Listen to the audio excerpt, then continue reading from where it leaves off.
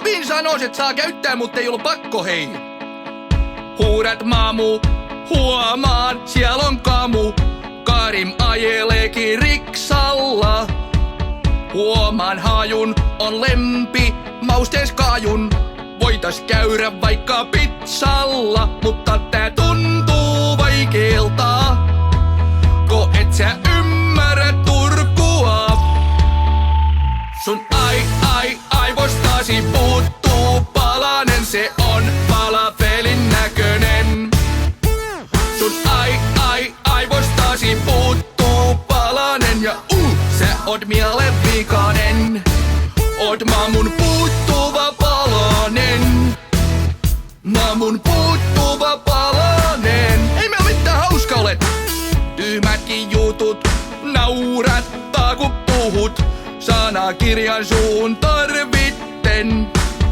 Mä voi relaa, ei sun järki pelaa. On läpänderis mielen vikanen.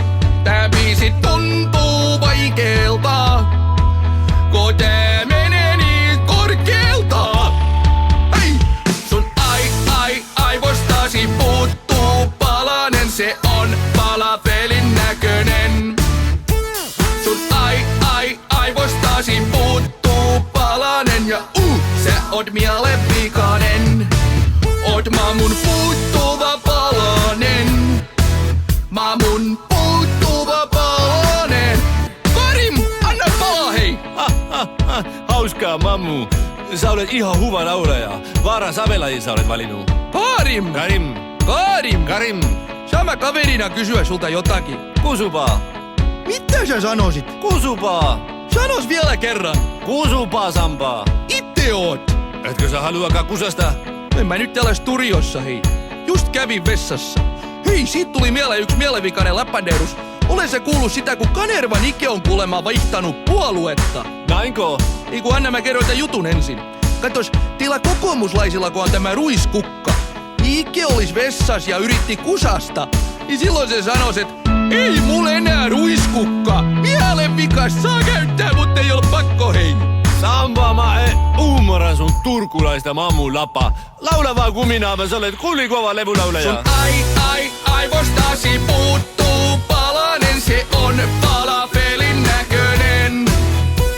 Sun aivostasi puuttuu palanen ja sä oot mielenvikainen. Oot mamun puuttuva palanen. Hei mamun puuttuva palanen. Sun aivostasi puuttuu palanen ja se on palafelin näkönen. Tajuissa sun aivostasi puuttuu palanen ja se on mielenvikainen.